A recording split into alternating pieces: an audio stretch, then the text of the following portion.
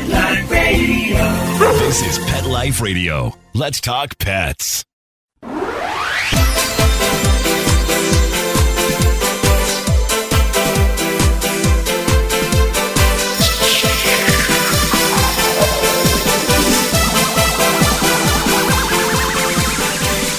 Hello, you're listening to Animal Party on Pet Life Radio, and that means you're listening to me, Deb Wolf, from Camp Good Dog. Yeah, really. You might even be able to hear dogs in the background today, or a cat. Just before I came on the air, my cats were vying for who gets to be on the back of my chair, way up top behind my head. And there were 3 contenders today. The very fit, very spry Bobby, young Bobby, the tabby, who can climb anything. He was up there for the longest time. And then he got bored watching the 2 girls vie for second place. So he came down to mediate. And then he left. I don't know where he went. And the 2 sisters, Vashti and Ming Ming, they started to posture and quarrel. And the fatter, chunkier one won out, which I was very surprised to see, because she had to climb all the way from the bottom of the floor to up the chair, up the back of the chair to sit on the top. Needless to say, this doesn't help my my chair, nor my furniture.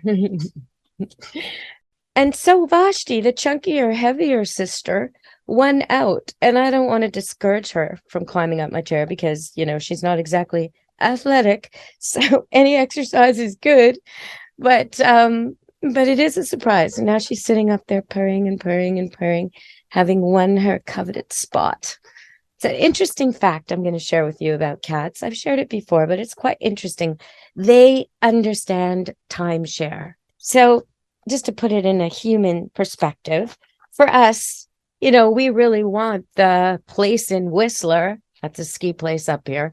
We really want that during snow season, right? Or we really want it in the heat of summer when everybody can go swimming in the lakes. Nobody really wants it in between when it's raining and there's not much to do. And right, that's timeshare. You want it when it's good. You want that beach vacation when it's beach weather. Well, the same with the back of my chair. Nobody wants the back of my chair when I'm not sitting here. It has 0 value, undesirable place, difficult to get to, not that comfortable, no catnip there, no food, no point really. But when I'm here, well, then they can be the only cat to get cuddled occasionally by my hand, absentmindedly, as I do the radio show. And so it becomes the prized location. And that's true of a lot of things. If you see your cats kind of posturing and fighting and you think, what are they fighting over? They're fighting over nothing. Chances are they're fighting over timeshare. One of them wants to sit in the sun and the other doesn't want to give up that spot in the sun. And when the sun moves, a different spot is the spot in the sun. So that just gives you a little bit of insight into what they might be quarreling over. It could be timeshare and who gets the good weeks and who gets the bad weeks. Anybody with a family vacation place, you know, a family cabin or cottage or beach house knows this problem well. Everybody wants it on Thanksgiving long weekend, right? Nobody wants it the weekend after. Oh, yeah, you understand. Well, so do your cats. Okay, so today I'm going to detour a little bit away from cats. And that was just a subject that came to me watching them, as I often do. You know, I love to watch my dogs in secret when they don't know I'm watching. I love to see how they play with each other and what they do. And I've actually discovered one of my dogs, who's a standard poodle called Polka Dot. Small standard poodle. She's 2.5 now, just had her first litter. She's lovely. But I've discovered she's a kleptomaniac. She'll take anything. She doesn't really do much with the things, but she takes them and she sort of hides them away, spirits them away to secretive places, anything. Oh my goodness, what has she taken? A pair of pliers was yesterday.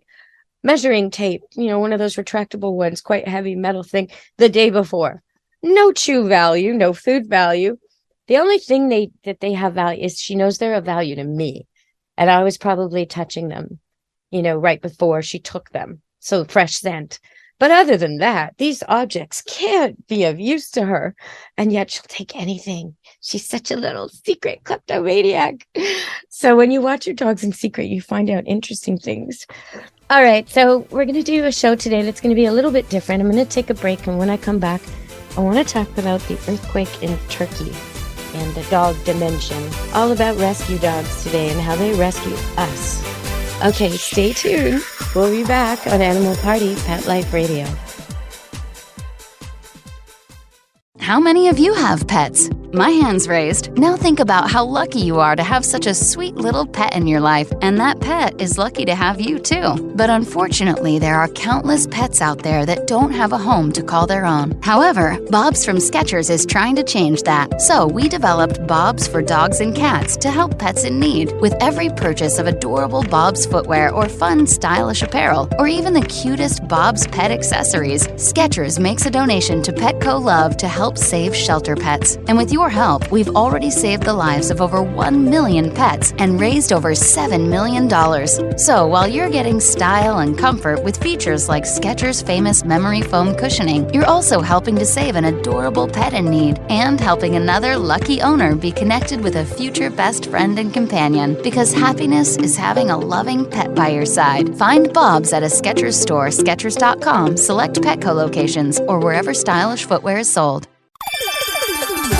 Let's Talk Pets on PetLifeRadio.com.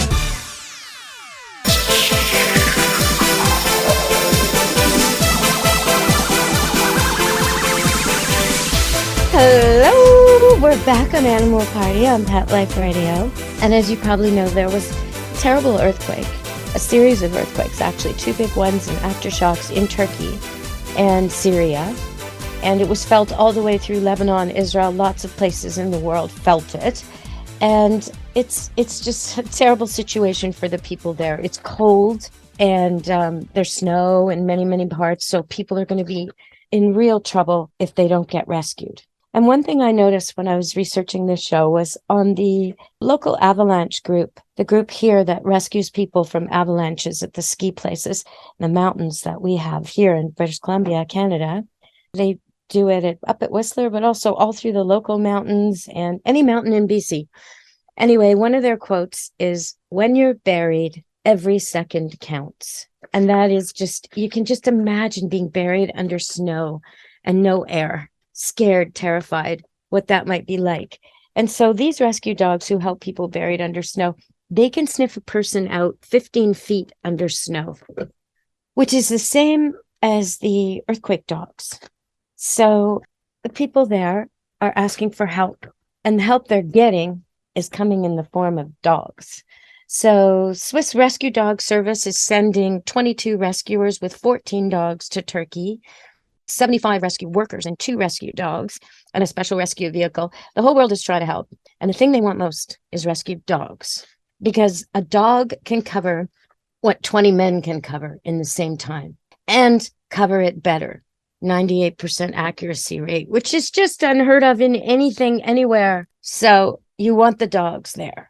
Now, one thing that's kind of hit me as ironic in all this, because now the people there are so dependent on dogs. They need dogs more than anything else. They need dogs to come rescue them, to come sort through the rubble and find the people. And there could be hundreds or even thousands that need saving. But the ironic thing is that lately, when I've been typing in Turkey and rescue, I have not been getting this. I've been getting the opposite. I've been getting golden retrievers, desperate for new homes, released in the streets of Turkey. Once popular, now unpopular. People are just discarding them. And they're falling prey to street dogs and other hazards. And so there's a massive international adoption movement going on right now to rescue golden retrievers, purebred, loving, sweet golden retrievers from street life in Turkey. So that's going on at the same time. And I just hope that some of the footage of dogs rescuing people and some of the happy stories that will now come out of this tragedy will influence the psyche a little bit. And maybe there'll be more humanity, more kindness toward dogs in Turkey after this. But I do feel so bad for all these people, and also for the dogs being sent there, because the rescuer dogs, they have to go through so much. They have so much training, first of all, and they have to be selected just right. I mean, they have to be open-minded and obedient and eager to learn, and they have to do well with teamwork. So they're very lovey. They have no aggression in them whatsoever. They can encounter animals and people and whatever, and they're never going to bite or cause trouble. They have to love people to want to search for strangers. It takes about 600 training hours every year for one of these rescue dogs. I mean, the handlers also, right? The handlers also spend 2 days a week training, and the dogs have to be specifically selected, and they have to pass all kinds of tests and recertify every year. And the work is tough. The work is really tough. It's really unrewarding work. It's a difficult work because you're often finding people who've passed, and it's a desperate situation, and hunger and thirst and hazards are there. And so you really, really needed dedicated people and dedicated handlers. So I just want to give a shout out to all the people who do that. Thank you so much for helping us in the ways that you do. So we'll be back. We're going to take another break, and we'll be back on Animal Party on Pet Life Radio. Stay tuned with Deborah. Take a bite out of your competition. Advertise your business with an ad in Pet Life Radio podcasts and radio shows. There is no other pet-related media that is as large and reaches more pet parents and pet lovers than Pet Life Radio. With over 7 million monthly listeners, Pet Life Radio podcasts are available on all major podcast platforms, and our live radio stream goes out to over 250 million subscribers on iHeartRadio, Odyssey, TuneIn, Stitcher, and other streaming apps. For more information on how you can advertise on the #1 pet podcast and radio network, visit PetLifeRadio.com/advertise today. Let's talk pets Let's talk pets on Pet Life Radio. Pet Life Radio. PetLifeRadio.com.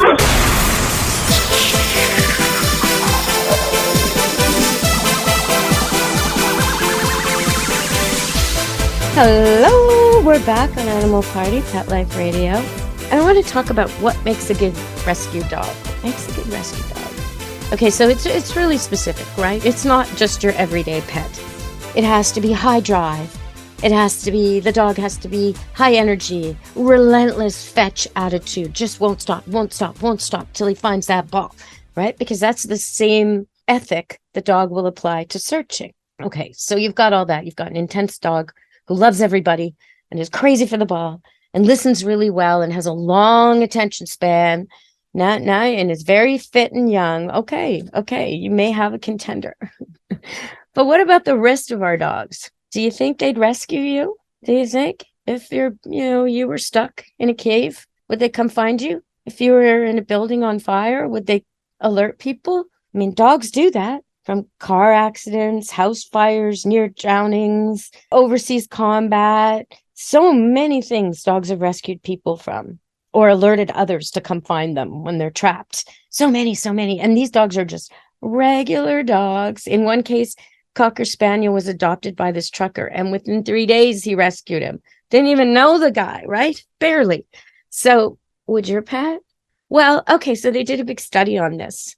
And it's a little bit confusing because at first the data looked like it was showing that only 1/3 of regular normal dogs would rescue their owner. That's what it looked like from the way they did the control. They put the person in a box, and then the dog had to go, open a box and get the person out. And the person had to act like they were in distress, right? And then not call the dog by name, no obedience whatsoever, just be distressed. And they coached them on the acting of how to sound distressed, breathing heavy and, this kind of thing. And the dog, and 1/3 of the time, the pet dog would rescue its owner. Okay, but then they did a little more digging, and they tested this new group of dogs to see which dogs could, when they were highly motivated to find it and wanted it, which dogs would open the box that had the same mechanism, small box though, with a treat. So the dog wants a treat. He's desperate to get the treat. He wants a treat. He's dying to get the treat, and there's a box. Okay, so only about 1/3 of the dogs were able to get that treat. So then what they decided to do was test only those dogs who were clever enough to open the mechanism and get the treat. So when they tested only those dogs, These are dogs who are capable of rescuing their humans. So they took out the group that can't really do it. Not smart enough, don't have the right paws, aren't big enough, whatever the problem was. They took them out of the equation. So they've only got dogs who can do it if they wanted to. And when they tested them, 84% of those dogs rescued their owners. And I think that's remarkable because I don't think you'd get that high a number with people. I think maybe people would call 911, but I don't know. I don't think they'd dive in there. They'd be worried someone would confine them. You know, it's a risk, right? If you're locked up, well, who locked you up and where is he? And I don't want to get locked up too. So I don't know. I mean, this was pretty incredible. And then they decided to see if the same dogs would, like a different group, but a group that was capable of opening the mechanism. Okay, so they did another test and they had the owner hide, but not be distressed. Just hide, read a book, whatever, in the same mechanism. And a huge number of the dogs went to be with them, not rescue them, just sprung the trap so they could sit with them. So, I mean, that tells you a lot too about rescue dogs and how they are. But these dogs, they spend 600 hours training per year. And that's after they qualify. And then they have to re-qualify all the time. And sometimes they get injured. And so it's not for the faint of heart. And it's certainly a job we need so desperately. No matter how many gadgets we invent, no matter how many sensors, all this high-tech equipment and lasers and satellites and heat sensors and all that, nothing's even close to a rescue dog. So that's why we have them, and that's why we need them. And most of them are German Shepherds and Labs for the most part. There's a few poodles and poodle crosses, I noticed, because they did a breakdown of the breeds and the percentages, and they're actually more highly represented than I thought. But it makes sense because poodles are independent thinkers, and this is an independent thinking job. The handler isn't telling you where to look. He's trusting the dog to tell him where to look. It's the exact opposite. It's pretty amazing work. Most of these dogs live and train with their handler, and some of these SAR associations, that's search and rescue, some of them adopt dogs from shelters just to do this. They save them from homelessness or familylessness, if you will, and they give them these dogs, if they find them in a shelter, they're probably bouncing off the walls, and they're probably not very adoptable as pets. It's the same kind of thing I used to look for when I used to look for dogs to send to the prison people. Yeah, they're not exactly pet dogs, so they're not taking them away from a normal family. What they're doing is giving them a job for life and a family for retirement and a family to be with when they're not working. So, I mean, it's just win-win for the dog. They've got to have intelligence, high energy, and confidence. They also have to have a high level of play drive because the ball is the reward. They're doing all this for the ball and for the fact that they love people. And they have to be able to focus for a long period of time without being distracted. So a lot of your hyper ball dogs are not able to focus for a long period of time without being distracted. But some will. Some will just stare and stare and stare at the last place the squirrel disappeared, or they'll dig out a stick from a pile of sticks that to every human are identical and find the exact one you threw. You can put a notch in it and they'll find that stick. That's the kind of dog they're looking for. So it's a very, very special dog. I want to go to the site and just read to you what it would be like if you were in this situation. So this is a description they have. I'm just going to read it out. This is what happens. Okay, so if you're a person that's now buried under snow or buried under rubble, it says, if you are still conscious, you will be giving off a strong odor that rises through the porous snow and debris. This scent, a mixture of sweat, skin, bacteria, and soap, other products, will be most concentrated near its source. That's you. So most concentrated near you. The wetness of a dog's nose absorbs that scent. Each nostril works independently, helping to determine which direction the scent is coming from. A trained dog will be able to track what's referred to as bright, which is strong, and dim, which is weak, smells in the air.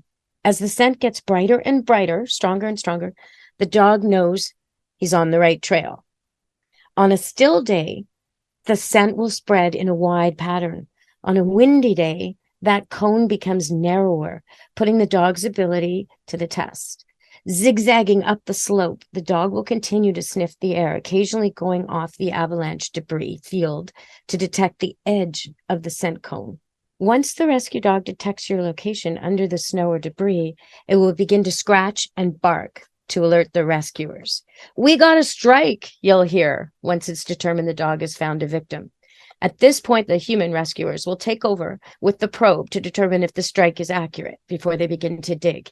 In a scenario with multiple victims, the handler and dog will continue to locate. So off the dog and handler go to find the next person, save the next person, until all the victims are found. So this is going to be a long haul, and they've already saved people there, these dogs. It's an incredible situation, and I wish them strength and good luck, really good luck and good hunting, good luck. Okay, everybody, so I think I should steer this show in a slightly lighter direction for a little bit.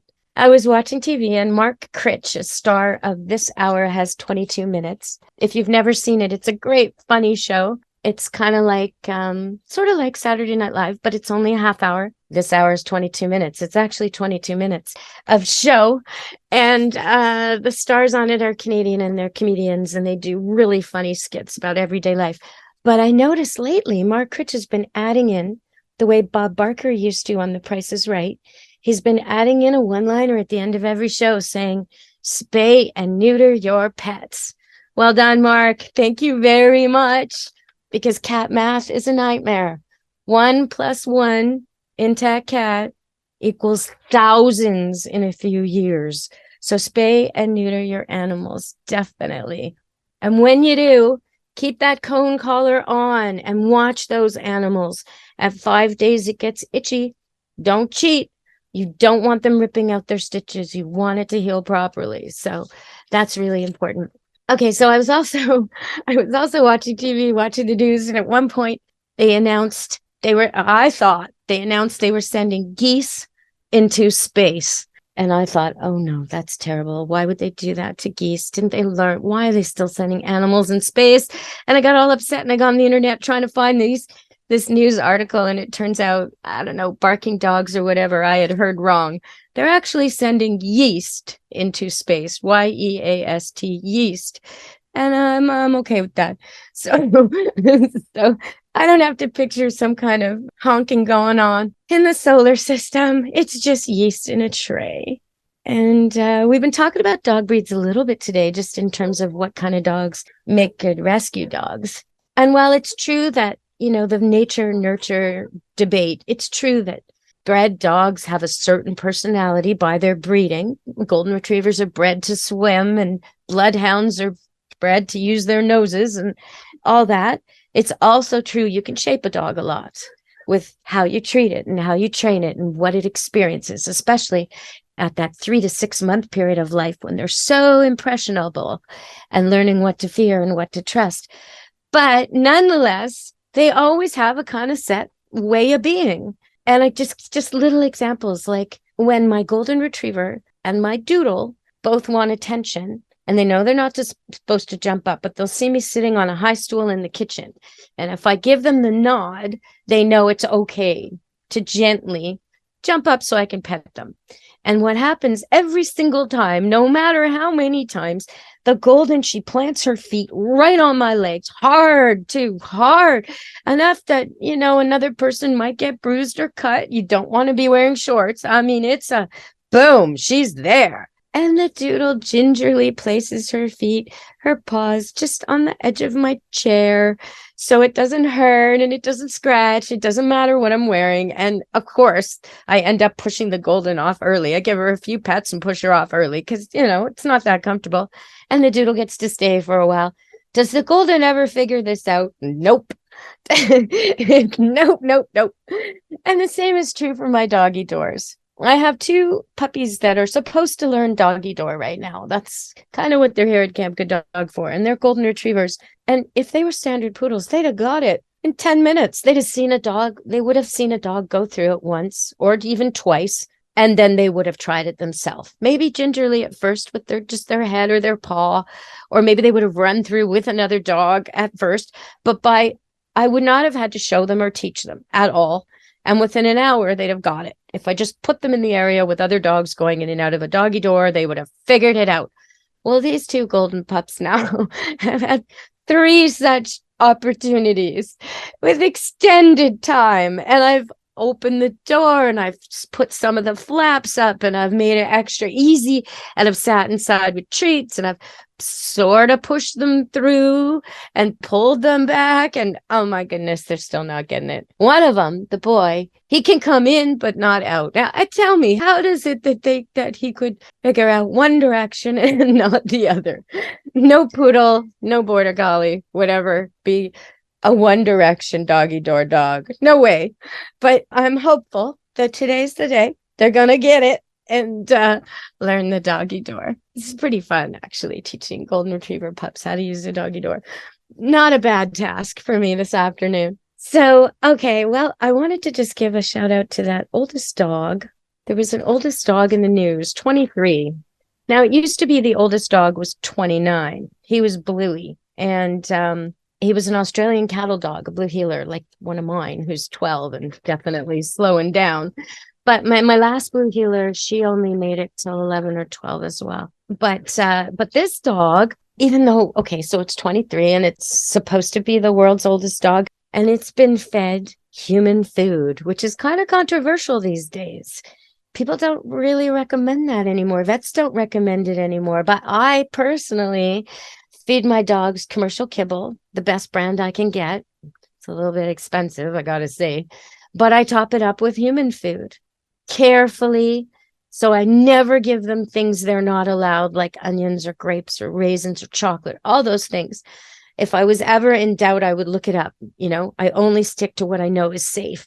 But I find my dogs live a long time. I do. And not only that, they're very sprightly. You know, my 7-year-old poodle, actually, if you check out Camp Good Dog Facebook, a few days ago, we posted some dogs just greeting each other and bouncing around. And you'll see him. He's at the end of the post. He's the red guy, the red poodle. And he's just prancing and trotting and celebrating. And he don't look like a 7-year-old dog. No, he doesn't. So that's food for thought, so to speak. Okay, everybody. Thank you so much for joining me today on Animal Party Pet Life Radio. From us here at Pet Life Radio and me, Deb Wolf, be good to your animals. Let's Talk Pets, every week on demand, only on PetLifeRadio.com.